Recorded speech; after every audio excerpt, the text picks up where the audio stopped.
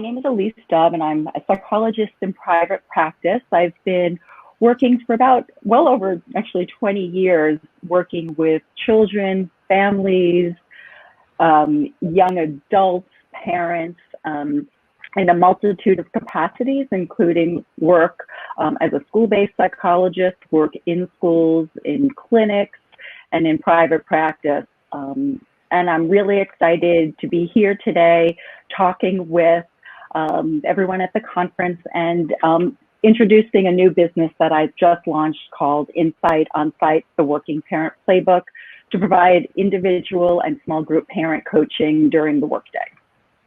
Awesome.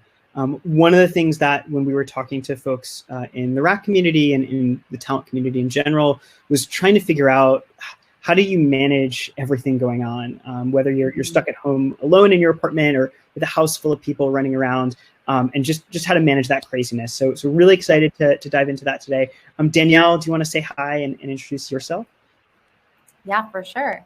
Hi, so my name is Danielle Farage. I am the growth and marketing specialist at Wade & Wendy, and I'm also an organizer of the recruitment automation community and conference. And so I'm very excited to see Elise. She's actually, she was my tutor back in high school. So it's very special to be able to welcome her to this conference and this amazing community of people. And I'm very excited for what she has in store. All right, Elise, let's do it. So I want to get started. The name of my talk today is Understanding Your Team, Stress, Empathy, and Connection in a Pandemic and Beyond. And the reason that I wanted to bring this to everybody's attention today is because of the ways in which many of us can be struggling at this moment in time. And I wanted to, again, talk to you a little bit about some strategy. I'm just going to start by giving some background information about myself and kind of what brought me to this place. As I mentioned, I've been a psychologist in practice for a number of years. And if I can, I'm going to take everybody back to January of 2020, if we can remember that. And I started to think a little bit about what I was hearing in my office, what people were calling me about. And most importantly, I was getting a number of calls from parents who were finding those quiet spots at work to whisper their parenting concerns to me. Here are some of those that may resonate with some of you. My child doesn't want to wear pants. It's the dead of winter. What do I do? I have an infant at home and I have to take him to a doctor.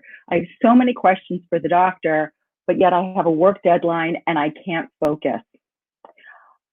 I know my child needs to see a psychologist or a therapist of some sort. How do I know if they're any good? There are so many different kinds of therapists. How do I handle screen time? Bedtime routines. I'm just so tired and really can't read another book. How do I reestablish limits on my child? These are some of the things that I was hearing about in my office. Day after day, I was getting calls from clients and friends and friends of friends.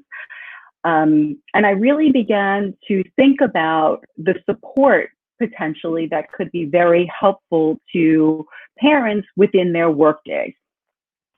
Then I read an article by Dr. Emily Oster, who's an economist at Brown, and she talks about a data-driven approach to parenting and pregnancy. In this 2019 article in The Atlantic, she spoke about how many parents engage in what's called secret parenting within their offices, hiding pregnancies, not putting up pictures of kids, lying when they have to go to ball games. And she pushed the notion that if we start talking about these topics, we can lead to shifts and changes in policies and within our work environment. And that thought really resonated with me, again, because I was looking to bring some of that support into work. And as Martin talked about, I was thinking that this was something innovative or something counterintuitive. And then Dave, when you and I first spoke, you we fast forward to March, and you talked about our lives becoming intertwined with remote work. And that's exactly what happened. And as you mentioned earlier, this became about exposure. We were now putting our lives were right there for the taking, with many of us working from home. So all of a sudden you see children in the background, you see pandemic pets in the background, and life was continuing. 20-somethings were maybe living on their own for the first time or living with a roommate. All of a sudden our lives were front and center at stage. And as Drew had shared with us so beautifully, at times we were dealing in the starts of the throes of the pandemic with death, with illness. And the question that Drew put out there earlier this morning is this whole idea about coming together, about asking, about understanding. And that's really what I would like to talk to so many of you about today, is how can we do this? And again, as I was listening to some of the questions coming in this morning, what do we do? How do we do it? And as Drew mentioned, again, you just ask. The answers, I truly believe, are within each and every one of us, whether you're the one asking the questions or you're the one providing the answers. Okay, so program goals today. I'd like to, again, help you have some strategies to increase your understanding. With a specific focus, we're going to talk a lot today about this term called perspective taking, which is within the realm of empathy. I think empathy seems to get in the literature a lot of the attention, where really one of the pivotal points of develop empathy is the ability to take perspective. And again, as Dr. Oster had talked about, using the information you get from individuals by simply asking to help in your decision making and to help improve awareness as a person, as a coworker, as a teammate. Okay, so Dave, can you actually put up the first question that I have? Before we really dig into this, I'm curious to see who's in the audience with us today. Excellent. So if you check everyone in the event page, we've had the poll up there for a little bit. Okay. So it's just your professional background, HR, TA, DEI, or other. Looks like about 3/4 TA, 10% HR, 20% other. Okay. So, and just went live. So if you want to vote, let folks know where you are. Okay. In the event tab, you should have a poll that you can answer, everyone. Okay, great.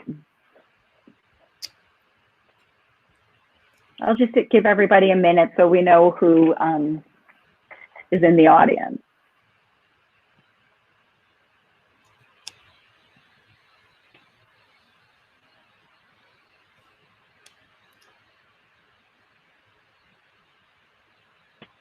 Well, seeing people vote live, this is very neat.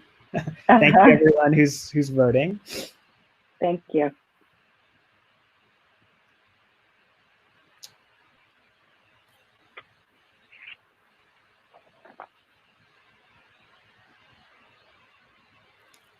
Cool. All right, so we're about 2/3 talent acquisition, the rest split between HR, other, and a little bit of DEI professionals as well. Okay, great.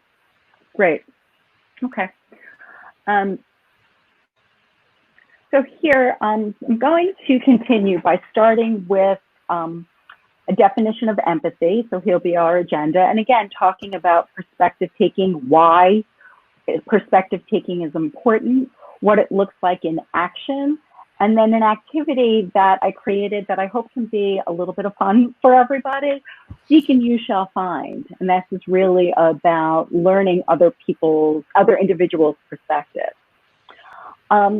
In terms of empathy, the foundations of empathy begin when we're really young, right around 2 years old.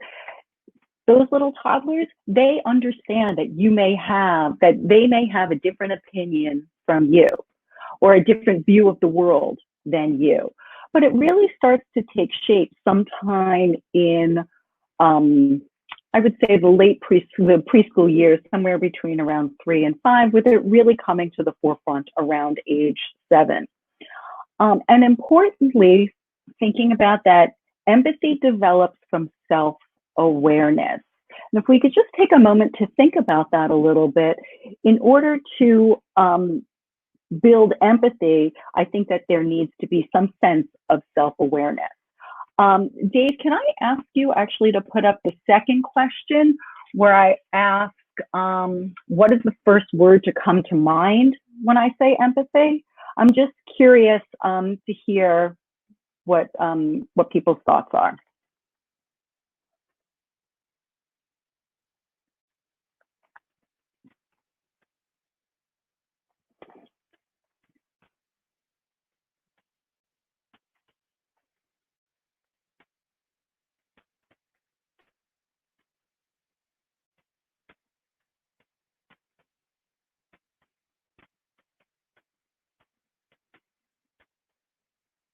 Excellent. Okay. Took a couple clicks. Should be live. So great. Everyone, if you check the polls, it is, what is the first word that comes to mind when I say empathy? Compassion, understanding, awareness, sympathy, sensitivity, and I don't understand the concept. So if everybody could jump over onto the polls there and select an option, will help us drive things forward.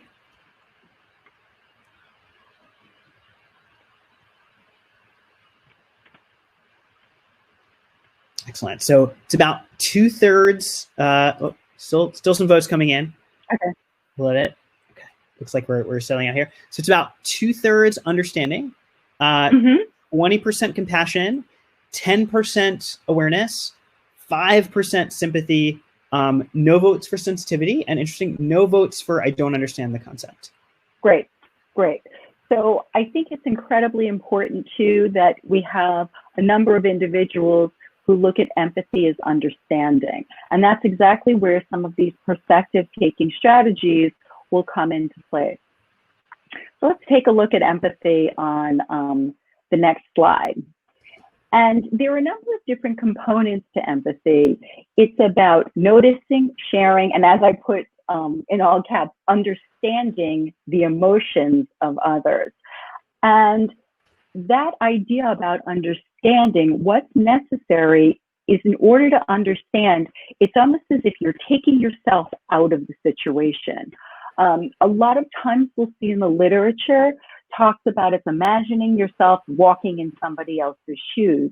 It's actually a little bit different than that, because if you're imagining yourself walking in somebody else's shoes, you're taking you and your background and your understanding to that person, versus imagining yourself in somebody else's skin looks at that a little bit differently. It's almost literally you become part of their body and you're seeing the world through their eyes.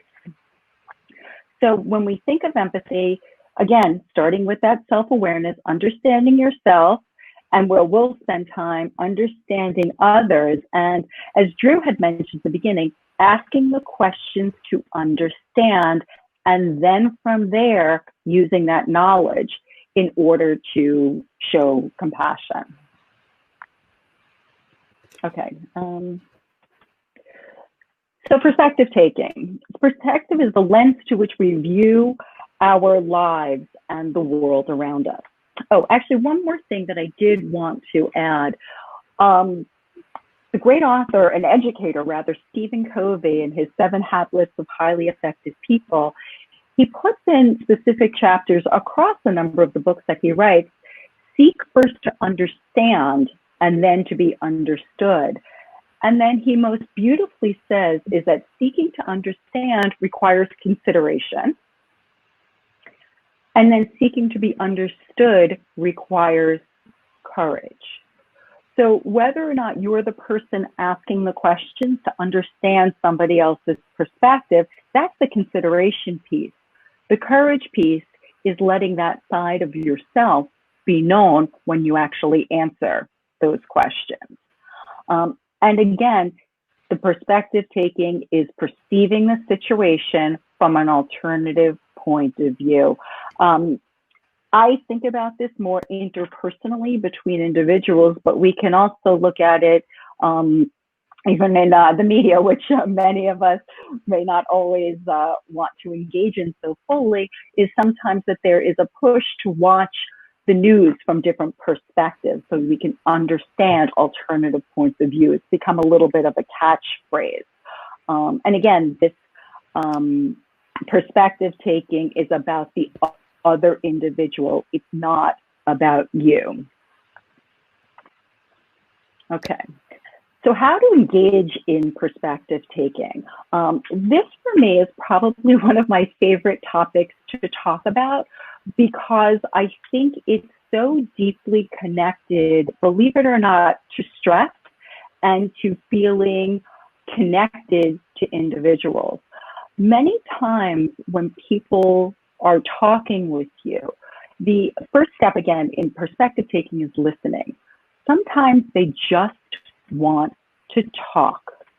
The goal in perspective taking is that you're listening to understand. You're not aiming to solve whatever issue it is that the individual is talking about, be it how can I maintain greater work-life balance at home while my children are in school.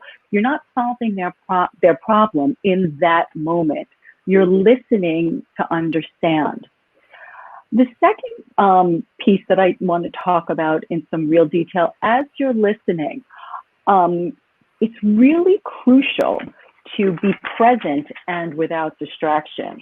What that can mean is phones away, email away, and to give yourself and the individual that you're speaking with the time and the space to have a real conversation. In part, I always think about this too in terms of, again, that self-awareness. If you're someone and you realize that after 45 minutes, you're not listening as well as you would like, make those meetings shorter. Be true to yourself.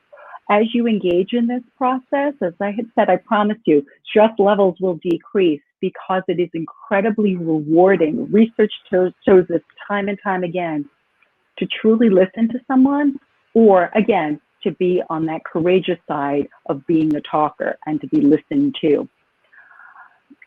Another piece that I think is so incredibly relevant, especially as we're all in this virtual world, is about body language.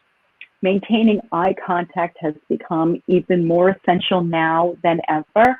We are limited in some capacity when we're on screen, so maintaining that eye contact is really, really key. You can notice if somebody starts to space out, lose eye contact with crossed arms, what you want to try and do is lean into the conversation. The next piece is the open-ended questions. You don't want questions to be yes or no based responses.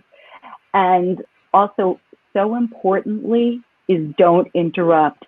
Even if you have some of those moments of silence, that's okay. Typically, silence should be just a couple of seconds, but at least allow the individual to finish speaking. This next point reason I wrote these out verbatim is because I'm hoping that people can read them and think about them. What I see really often, either in my office when I'm working with families or when even I'm speaking to individuals, it's like we want the other person who's talking to hurry up, hurry up, hurry up, because you have this response that you're thinking about in your own mind, and you want to get it out, and you want to get it out. To the best of your abilities, when you feel yourself doing that, just stop and take a step back, because what ends up happening is that you don't end up truly listening, which can then lead to some assumptions or judging. The next piece about really listening to somebody is to repeat what they've said, but to do it in your own words, and then to ask questions to clarify.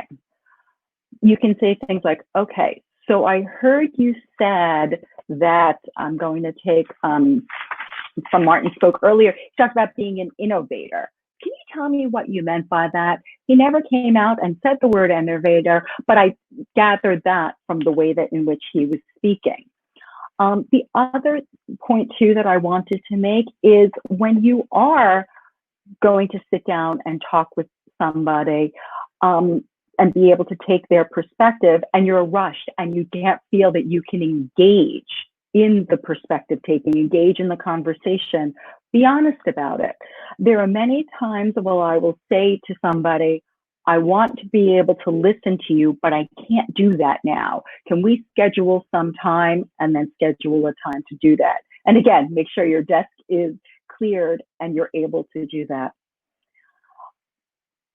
Circling back to this idea of stress, I wanted to introduce you to a concept that I was first introduced to by Dr. Paul Foxman, who's a well-respected psychologist specifically dealing with anxiety.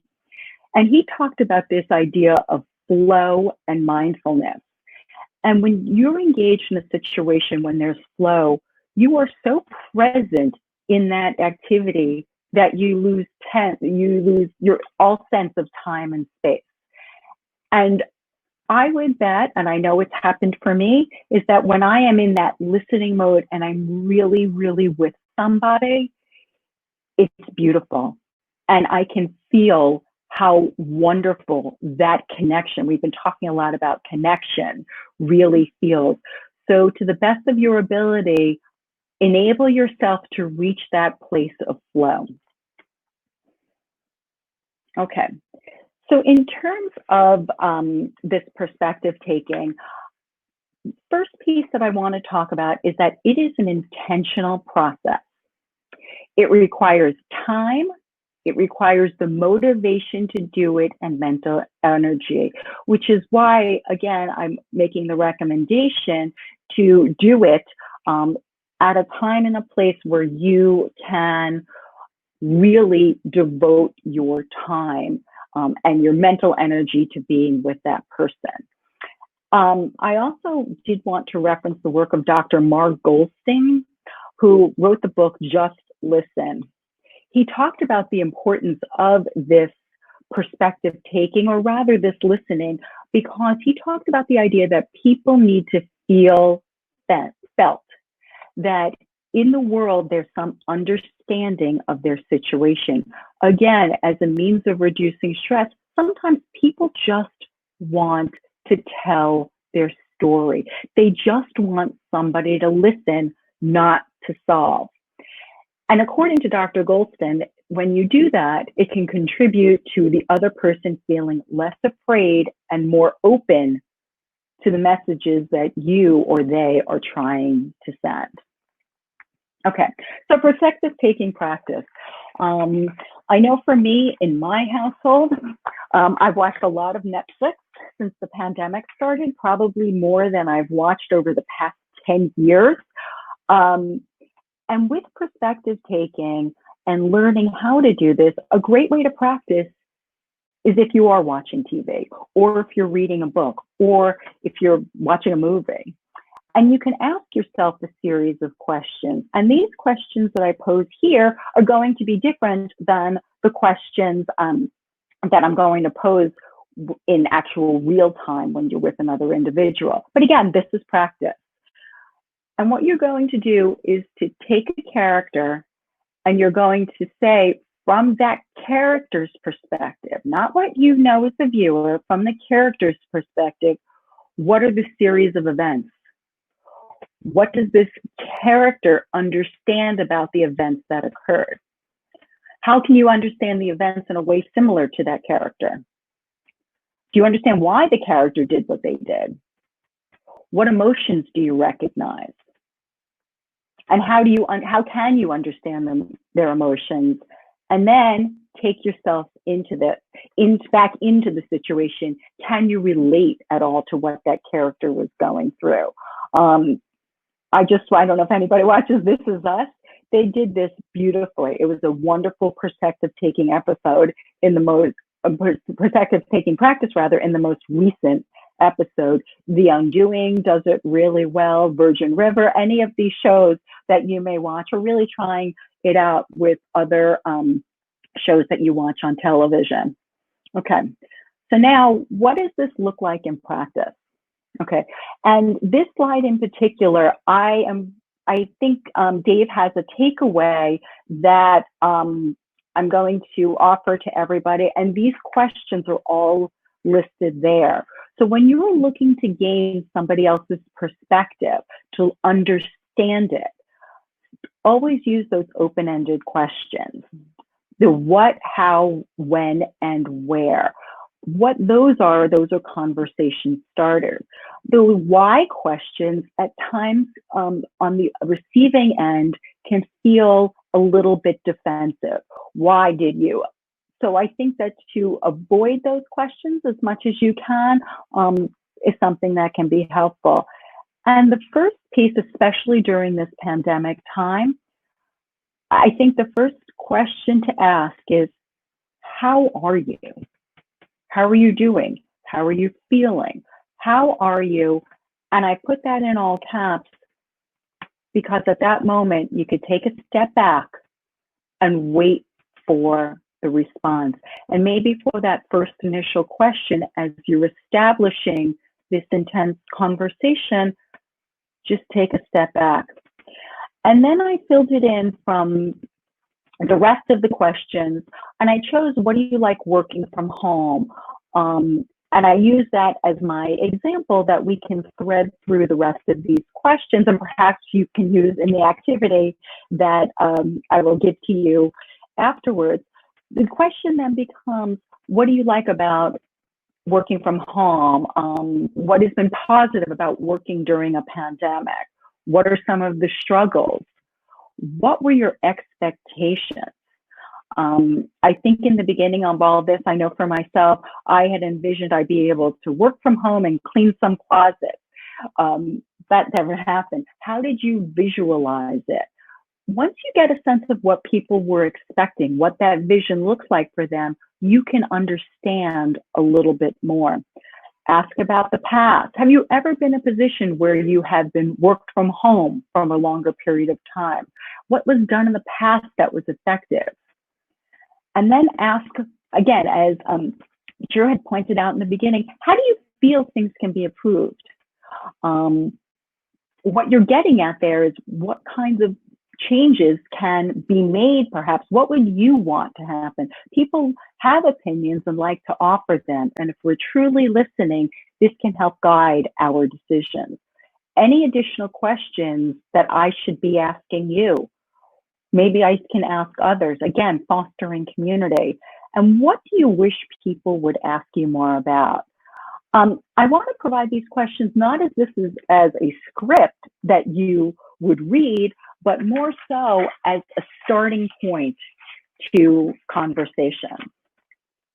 Okay, I know from here there's going to be some time to network.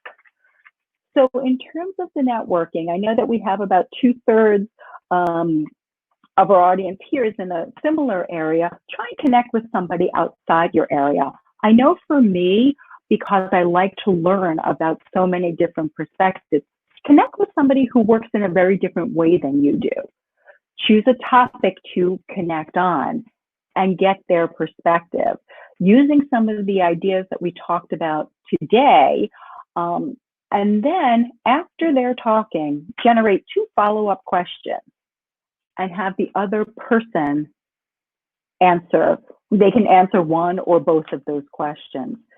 And most importantly, after you're finished, stop and think and reflect.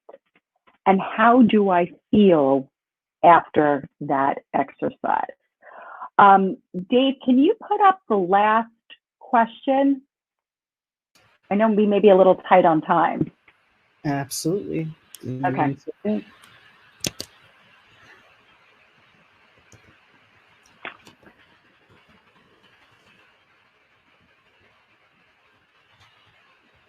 One more click.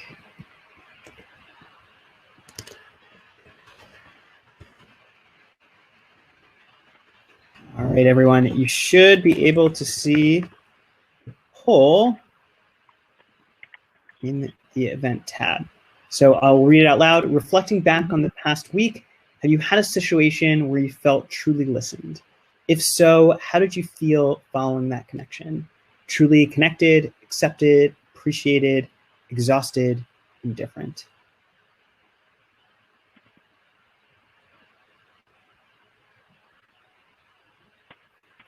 Seeing some votes flow through there. So give folks a couple minute or so to answer.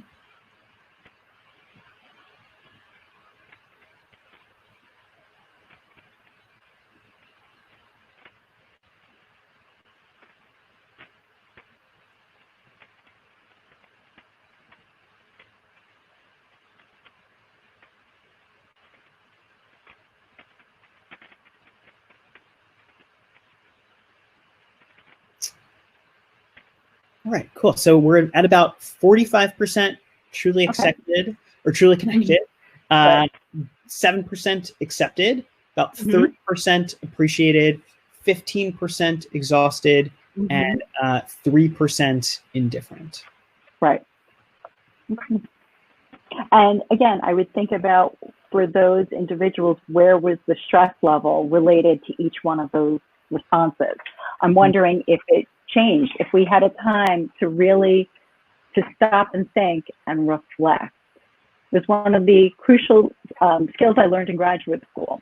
One of the protocols that they worked on is this whole notion with kids that to stop and think. And often we don't take that time to reflect, but I'm glad to feel that people were saying they felt connected, accepted, appreciated, at times exhausted.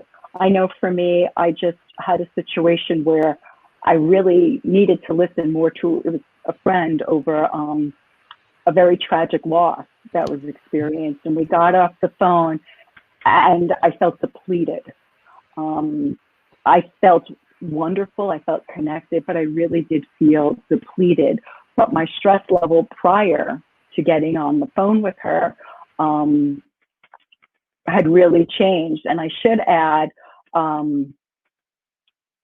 she has very different beliefs than I do about the world around us. And I resisted calling her, not anticipating our conversation would go this way. So prior to the conversation, there was a lot of stress. After the conversation, I felt very different and unexpected. And it was really, honestly, quite beautiful. Okay, last, a checklist for success. I always like to end this way. And here I'm just pulling out some of the key points from today. Seek first to understand, again, this beautiful advice and from Stephen Covey, and then to be understood. We're taking that step to understand. And again, understanding requires consideration. There's steps in a process. Seeking to be understood requires courage. So again, thinking about the person on the other end. It's not about being in somebody else's shoes. It's about being inside their skin. And I think that visual is helpful. It's like you're literally going into their body and looking, you're gaining information about the way in which they see the world, the good listening skills without interruptions. And again, the thing I'm seeing most in my office is without conjuring up your response before the person is talking. It needs to be practiced and requires effort. And we talked about ways you can do that with the shows that you're watching or the books that you're reading, and then also to do it in real time.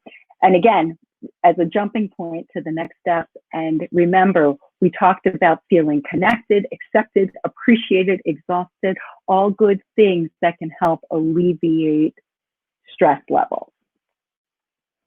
Okay, I think we're a little tight on time, but I really, before we wrap up, I did want to give a huge thank you to Dave and Danielle for having me here today. This is a wonderful, wonderful experience, and I look forward to learning more in the coming sessions. And I'll just end, I have my contact information up here, but I know that it's also in the other blast that Dave and Danielle have put out. And I really just wanted to say thank you. Awesome. Thank you so much, Elise. That was wonderful. So everybody, so a couple kind of programming notes.